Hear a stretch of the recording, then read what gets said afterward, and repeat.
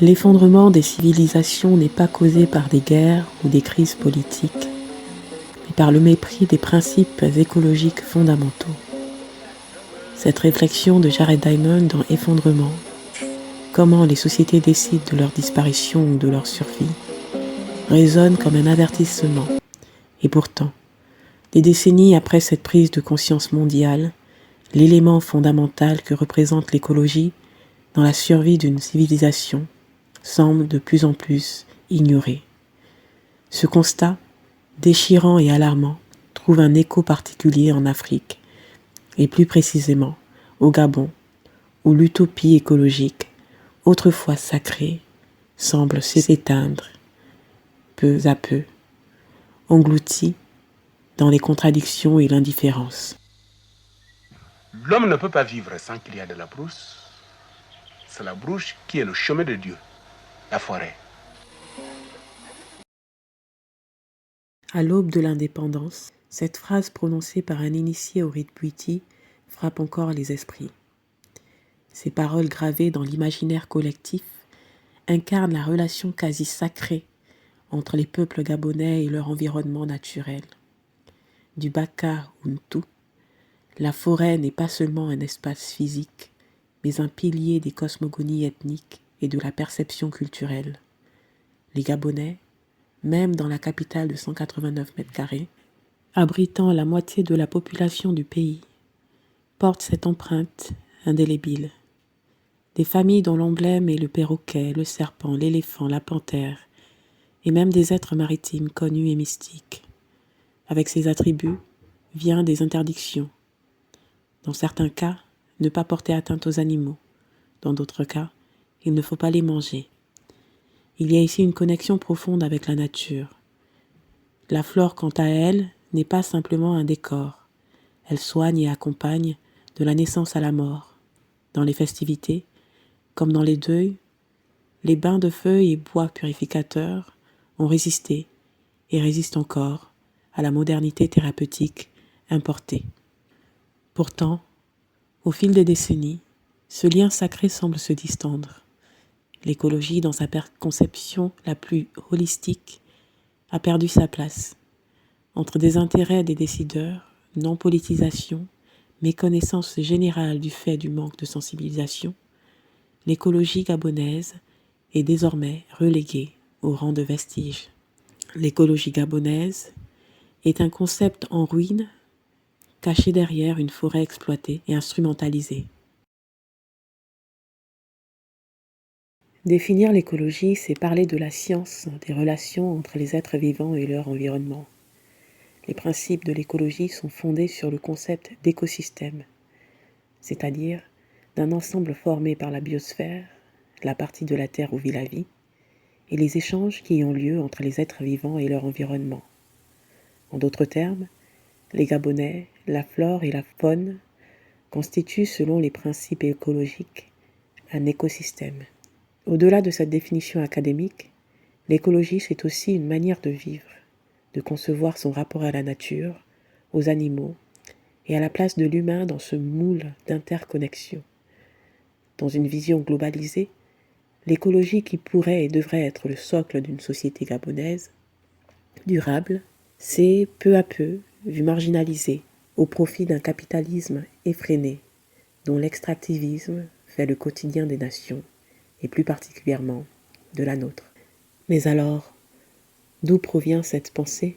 Dans les années 1960, les voix radicales de penseurs écologistes s'élèvent, d'abord aux États-Unis, puis comme une vague, les penseurs militants écologistes du monde, qui souvent feront le lien entre impérialisme, capitalisme, colonisation et destruction de l'environnement, politisent l'écologie en réponse aux conséquences désastreuses d'une prédation de l'environnement toujours plus féroce. René Dumont, dans son ouvrage L'utopie ou la mort, s'inscrit dans ce sillage. L'agronome auteur de L'Afrique étranglée et candidat malheureux aux présidentielles françaises de 1974, décèle le lien entre cette société de gaspillage et la destruction de l'environnement. L'utopie ou la mort prône la réhabilitation de l'utopie, une utopie fondée sur la sobriété et la préservation de l'environnement. Faisons un bond dans le temps. En 2025, la question environnementale est plus que jamais d'actualité. Le dérèglement climatique en est un rappel. Le Gabon est peuplé de 2 millions d'habitants, sur une superficie de 3 fois celle du Portugal, et couverte de 88% de forêts, de richesses minières, de terres rares et de pétrole. Ce pays a sur ses épaules beaucoup de poids.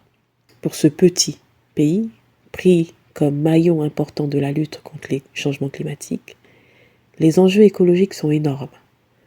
Un appel à l'action qui, malheureusement, semble avoir échoué, au point de voir l'écologie politique s'éclipser progressivement des préoccupations du Gabon. L'utopie et la mort est un clin d'œil à l'œuvre de Dumont. Il est question de mettre en lumière la réalité effrayante du monde dans lequel nous vivons. Car si choisir entre un monde idéal et un monde infernal nous paraissait comme un dilemme au choix évident il y a 50 ans, les réalités politico-financières actuelles du Gabon, pays vert, nous montrent le contraire. Malgré une prise de conscience globale et des avancées notables ailleurs, au Gabon, l'écologie n'a jamais véritablement trouvé sa place dans le discours politique national. La naissance du Front des écologistes gabonais, en 89, puis du Parti national écologique Gabon Vert, en 2005, a incarné une tentative de structurer une dynamique écologiste, mais ces initiatives se sont éteintes, écrasées par la domination du Parti démocratique gabonais et l'absence d'une réelle alternance politique. Finalement, l'écologie n'aura jamais réellement eu un discours politique au Gabon, et encore moins une plateforme pour affirmer ou proposer des revendications sociétales. L'absence de dynamique politique écologiste au niveau local marque un contraste avec le discours politique environnementaliste du Gabon sur la scène internationale. Oui, aux yeux du monde, notre pays est un des porte-étendards de la lutte contre les changements climatiques, lutte contre les braconnages, lutte pour la préservation des écosystèmes, lutte pour la protection des espèces en voie de disparition.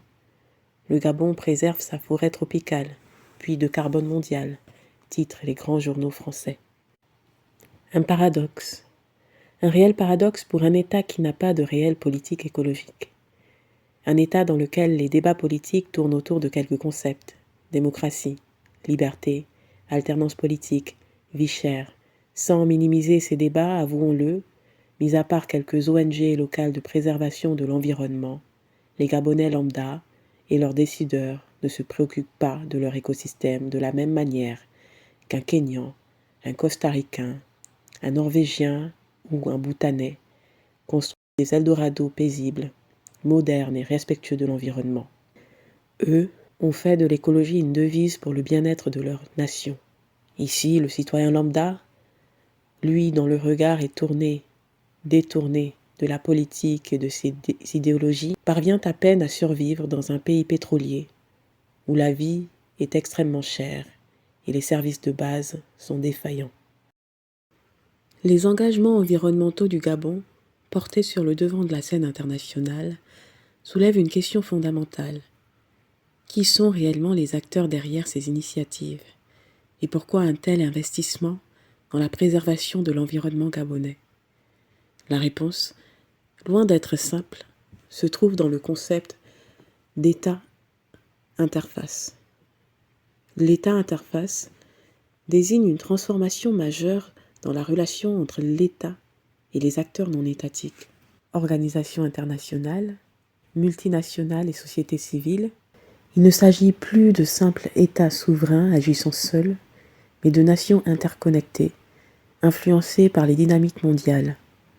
Cette notion, portée par le politiste Bertrand Badi, remet en question la souveraineté des États, désormais diluée au profit des normes internationales et des structures mondiales de gouvernance. Dans ce contexte, l'État gabonais se positionne comme un médiateur, un point de contact entre les forces locales, acteurs économiques nationaux, ONG, sociétés civiles, les forces régionales, Union africaine, CEAC, BAD, et les forces mondiales, les grandes puissances économiques, les multinationales, les banques mondiales, les organisations internationales, ONU, PNUD, UNESCO. Le rôle du Gabon serait donc de maintenir un fragile équilibre entre la gouvernance locale et les pressions extérieures. Mais dans un scénario moins optimiste, ces pressions externes écrasent les forces locales gabonaises, souvent fragmentées et sans véritable cohésion idéologique. Ainsi, outre l'agenda 2030 des Nations Unies et ses objectifs de développement durable, le pays a récemment pris part à plusieurs initiatives environnementales, souvent portées par des gouvernements occidentaux. Ces dernières années, le Gabon est devenu un terrain d'expérimentation pour les initiatives à la fois écologiques et géopolitiques, soutenues par les grands pollueurs mondiaux, désireux de compenser leur empreinte environnementale et, dans certains cas, d'acheter une conscience verte par le biais de pratiques parfois proches du néocolonialisme. Avec ses vastes forêts et sa biodiversité, le pays joue un rôle crucial dans la lutte contre le réchauffement climatique. Cependant, cette importance géographique semble primer sur les intérêts des populations locales.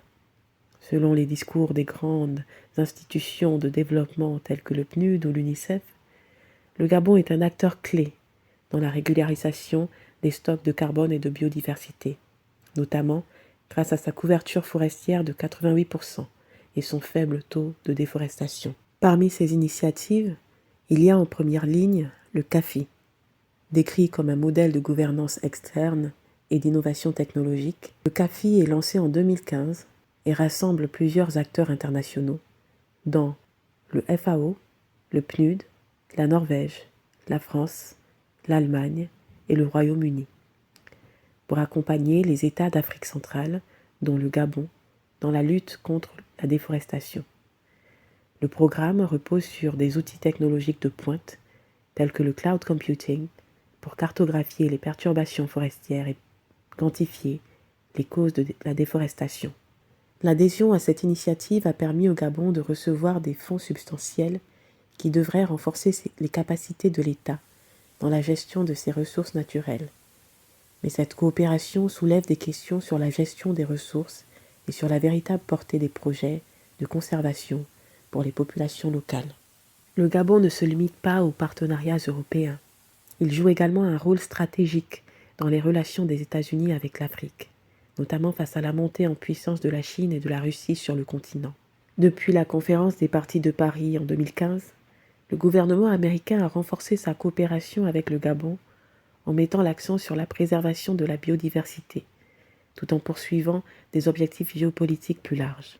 Les États-Unis, bien que grands pollueurs, ont pris des engagements pour soutenir les initiatives visant à lutter contre la criminalité environnementale et à renforcer les capacités de l'Agence nationale de préservation de la nature.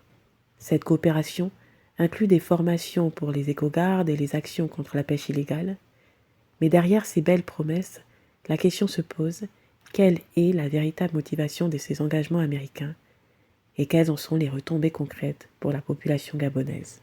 Autre initiative ayant fait la une de l'actualité est celle de l'échange dette-océan. En 2023, un tournant majeur a eu lieu avec l'échange dette-océan facilité par l'ONG américaine The Nature Conservancy. Cette opération a permis au Gabon de convertir 500 millions de dollars de dettes en échange de la promesse d'étendre ses aires marines protégées à 30% de ses océans. Bien que cette initiative ait permis de générer des fonds pour la conservation, elle a aussi introduit une nouvelle dynamique de gestion des ressources sous le contrôle d'entités extérieures. Le fonds créé dans le cadre de cet échange de dettes, Gabon Blue Conservation, sera géré par le Nature Conservancy. Par ailleurs, Gabon Blue Conservation est enregistré dans un paradis fiscal aux États-Unis, le Delaware. Les critiques pointent le manque de transparence dans cette opération, suggérant que ces fonds seront en partie redistribués à des ONG et des structures gouvernementales, tout en laissant peu de place à une véritable souveraineté locale. Cette évolution du Gabon vers une écologie libérale et extraterritoriale, pilotée par des puissances internationales et des organismes non gouvernementaux à forte influence, a des répercussions profondes pour le pays. Les projets de conservation et de lutte contre le réchauffement climatique, s'ils sont présentés comme des solutions écologiques innovantes, risquent de renforcer la dépendance du Gabon vis-à-vis des acteurs extérieurs, au détriment des intérêts des populations locales.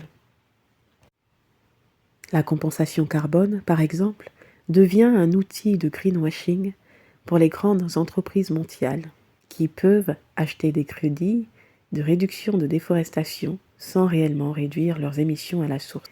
Mais alors, à qui la faute? Si le capitalisme est sans doute l'un des principaux responsables du dérèglement climatique, il reste un acteur central dans la réponse à la crise. Le réchauffement climatique met en péril les profits des grandes industries et des États qui en dépendent. Mais ces derniers préfèrent souvent trouver des solutions temporaires, comme la compensation carbone, plutôt que de réformer en profondeur leurs pratiques. Et dans ce contexte, des pays comme le Gabon deviennent des instruments dans une géopolitique du réchauffement climatique. Nous ne connaissons pas l'histoire du Gabon, ou bien nous la connaissons très mal. Pourquoi? L'histoire du Gabon n'est pas très connue parce que nous ne savions pas lire. Parce que nous ne savions pas écrire. L'histoire du territoire qui porte aujourd'hui le nom du Gabon est aussi ancienne que celle des plus grandes civilisations connues. Depuis la préhistoire, cette terre a toujours été habitée par des peuples, comme le prouvent les découvertes archéologiques.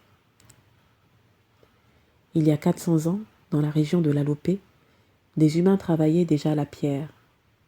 10 000 ans avant notre ère, les peuples du Sud et du Moyen-Ogooué façonnaient des outils technologiques, haches, flèches. Des gravures rupestres près du Cap Lopez datant de 8 000 ans témoignent d'une culture profondément ancrée dans son territoire. Ces civilisations étaient sensibles à l'artisanat, à l'art gravé, mais aussi à la danse et aux récits mythologiques. Les traces d'activité humaine jusqu'à l'âge du fer révèlent une continuité dans l'occupation de cette zone. Mais l'histoire aurait pu se dérouler autrement. Peut-être que, dans un autre monde, une évolution différente aurait émergé pour ce territoire. Nous ne le saurons jamais. Cependant, ce que nous connaissons, c'est l'histoire de ce continent, l'histoire des invasions, des conquêtes, de l'exploitation systématique, qui a façonné les rapports de force et dynamiques socio-économiques actuels. À partir du 7e siècle, des millions d'Africains seront déportés d'abord vers l'Orient, puis vers les Amériques et les Indes, soumis à une déshumanisation totale, privés de leurs droits fondamentaux. Les êtres humains étaient désormais traités comme des marchandises. Le Gabon ne sera pas épargné par cette tragédie. 2 millions de vies humaines seront arrachées à leurs terres, principalement en provenance du Tchad et des 2 Congos actuels. C'est dans le port de Luango que nombreux de ces âmes entamèrent leur dernière traversée. Sous la domination portugaise, néerlandaise, anglaise et française, ceux qui restaient sur place, bien qu'épargnés par la séparation, subiront eux aussi le même sort. Travail forcé, exploitation des ressources naturelles comme le bois, les veillards et le caoutchouc. En 1794, les puissances européennes abrogent l'esclavage, mais la traite continue, illégalement, avec des navires portugais et brésiliens opérant sur les côtes gabonaises. La capture d'un de ces navires en 1850 et la libération des captifs s'y trouvant donnent naissance à un village de liberté, près de Fort d'Aumale, un comptoir économique français. Ce village deviendra Libreville, un symbole, une réplique de Freetown, en Sierra Leone. À l'ère post-esclavage, l'exploitation des ressources naturelles s'intensifie. Les puissances occidentales cherchent à dominer le territoire, forgeant des accords avec des chefs de tribus. À partir de 1885, la conférence de Berlin scelle le partage de l'Afrique entre les grandes puissances européennes. Cette conférence marque le début d'une ère de coopération européenne pour l'exploitation des ressources du continent. Le Gabon, en tant que colonie française, devient partie intégrante de l'Afrique équatoriale française, AEF, aux côtés du Congo, du Tchad et de la République centrafricaine. Sous l'AEF, la France exploite sans relâche les ressources de ce territoire doré. ivoire, bois d'ébène, caoutchouc, copal, manganèse et des produits agricoles tels que le cacao et le tabac. Le territoire devient un réservoir géant de matières premières au service de la métropole. Au sortir des 2 grandes guerres mondiales, le Gabon, comme une partie de la France libre, continue de servir de ressource à l'empire colonial. En 1959, l'État gabonais commence à se préparer à l'indépendance, qui sera officiellement proclamée le 17 août 1960. Toutefois, l'indépendance ne signifie pas la fin de l'exploitation. À partir des années 1970, les entreprises pétrolières étrangères comme Elf s'installent pour extraire le pétrole, plaçant le pays parmi les grands producteurs mondiaux. Les promesses faites aux autorités locales sont celles de la richesse et du développement, tandis que la population espère un avenir prospère à l'abri du besoin. Pourtant, derrière cette façade d'Eldorado, l'exploitation du pétrole s'accompagne d'une concentration du pouvoir, d'une corruption endémique et de l'impossibilité d'adapter les structures de l'État aux réalités ethniques et sociales du territoire. Nous luttions pour qu'ensemble nous renversions le despote, le dictateur Bongo. Dans les années 2000, le Gabon est vu comme le petit Dubaï africain, un modèle de développement grâce à son potentiel pétrolier. Mais 65 ans après l'indépendance, et plus de 200 ans après les premières abolitions de l'esclavage, la réalité est bien différente. Le pays s'enfonce dans une dépendance et une exploitation continue de son environnement, marquée par une pollution grandissante. Les dégâts sont à la fois aquatiques et forestiers. Les responsables sont absents. Si on a tendance à penser que l'État est responsable de tout, mais sur le volet des déchets industriels, le premier responsable des déchets industriels, c'est l'industriel. Vous avez besoin de combien de richesses pour vous occuper de... On les exploite là pour les autres. On les exploite pour les autres parce que... Qui les exploite pour les autres? Mais nous, le gouvernement, parce que s'ils les exploitent pour les Gabonais, n'est-ce pas? Même le bois qui était la première ressource du président Léomba, serait suffisant pour que nous ayons une amélioration de notre bien-être.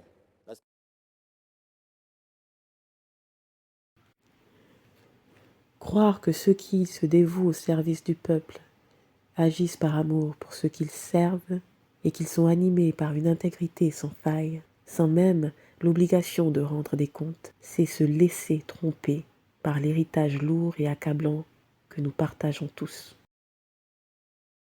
La vraie transition n'est pas celle du pouvoir démocratique, ou même du simple changement de dirigeant. Aujourd'hui, ces illusions tombent une à une, leur éclat émoussé par la réalité implacable d'une planète en souffrance. La transition que nous devons initier ici et maintenant est une transition écologique, une transition qui touche à tout, qui englobe l'homme dans toute sa diversité et le milieu naturel. Ce monde riche et convoité où nous existons, c'est d'abord en réorientant notre politique vers l'écologie que nous pourrons espérer éviter les malheurs climatiques qui, déjà, frappent à notre porte. Le rapport 2022 du groupe d'experts intergouvernemental sur l'évolution du climat, GIEC, a sonné l'alarme. L'Afrique et plus précisément le bassin du Congo est en péril. Deuxième plus grande forêt tropicale du monde, elle pourrait perdre plus d'un quart de sa superficie d'ici 2050 si nous continuons sur cette lancée. Si nous regardons au-delà des données, les impacts sont évidents. Une élévation des températures de 1 degré Celsius depuis la fin du XIXe siècle, mais aussi des phénomènes climatiques de plus en plus extrêmes, notamment à Libreville, où les inondations deviennent de plus en plus catastrophiques chaque année. Libreville, en particulier, subit de plein fouet l'augmentation de la fréquence et de l'intensité des vagues de chaleur. L'urbanisation débridée, sans planification écologique, nuit à la santé humaine, tout en perturbant les écosystèmes. Les projections sont inquiétantes. Les sécheresses plus longues, les inondations plus violentes et des risques accrus de maladies liées à la chaleur, comme le paludisme, sont désormais des menaces directes pour la population. Les solutions venues de l'extérieur, dans leur format actuel, suffiront-elles à éviter le pire? Nous avons vu ces solutions durables étrangères. Le principe du pollueur-payeur, né dans les années 70, pensait pouvoir réguler l'environnement. Mais en réalité, il s'était déjà avéré inefficace à l'époque. Le système économique mondial qui se nourrit de la crise climatique se refuse à reconnaître ses torts. Le crédit carbone, qui se voulait une réponse à la justice climatique, est en fait devenu un instrument au service de la domination, au détriment des peuples et des territoires qu'ils prétendent sauver. Et que dire des initiatives comme le CAFI ou le TNC? Elles s'inscrivent dans une logique de gouvernance extraterritoriale dictée par des grandes puissances et leurs intérêts géopolitiques. Loin d'apporter des solutions adaptées aux réalités gabonaises, elles posent plutôt une question fondamentale sur la souveraineté nationale. Jusqu'à quel point ces accords étrangers ne risquent-ils pas de déposséder notre pays de son pouvoir décisionnel en matière d'environnement? En l'état, ces solutions semblent plus répondre aux exigences géopolitiques mondiales qu'aux besoins urgents et spécifiques de notre peuple et de notre écosystème.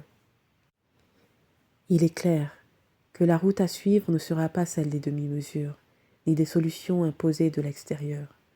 Le Gabon, riche de ses forêts et de ses ressources naturelles, doit reprendre le contrôle de son destin écologique. Le défi est de taille, et la souffrance qu'il engendre est déjà palpable. Mais en reprenant notre destin en main, en nous réconciliant avec notre environnement, peut-être pourrons-nous enfin rompre avec cette tradition d'exploitation et de souffrance qui nous a trop longtemps définis. Au niveau de l'Afrique, le centre de la biodiversité, c'est le Gabon. Une richesse qui peut permettre par exemple de découvrir de nouvelles molécules pour réaliser des médicaments. Mais aujourd'hui, cette biodiversité est menacée et il est devenu urgent de réaliser l'inventaire le plus exhaustif possible de la forêt primitive. Son avenir est terriblement noir et dramatique. Nous sommes dans la réalité et pas dans l'utopie. Mais vous avez quand même...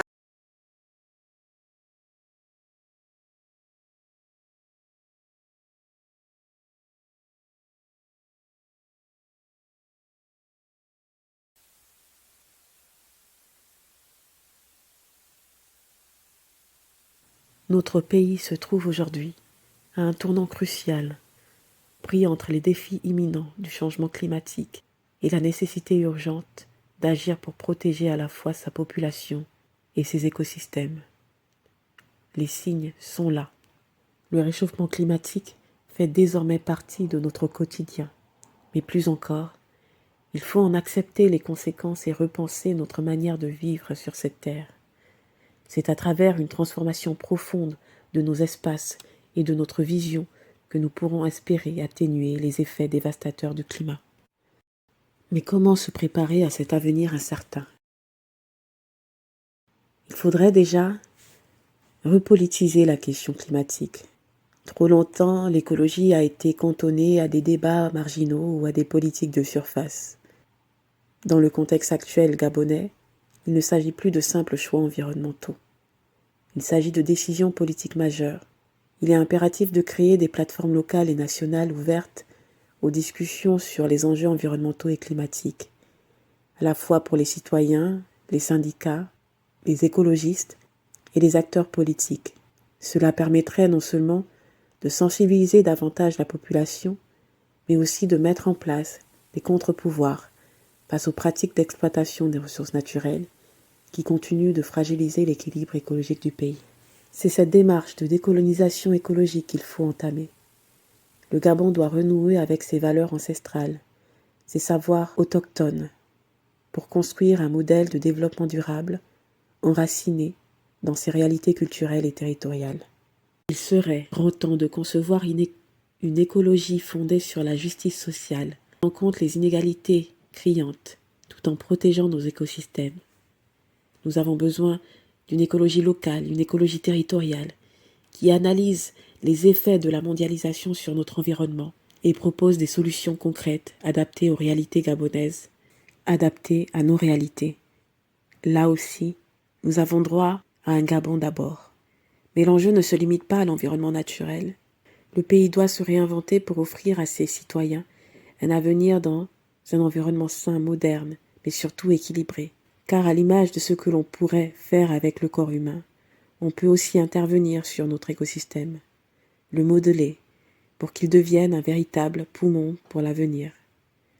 À travers des aménagements urbains tels que des pistes cyclables, des trottoirs adaptés, ou encore des programmes scolaires axés sur ces principes dès le plus jeune âge, gestes écologiques, tri, peut amorcer un changement profond.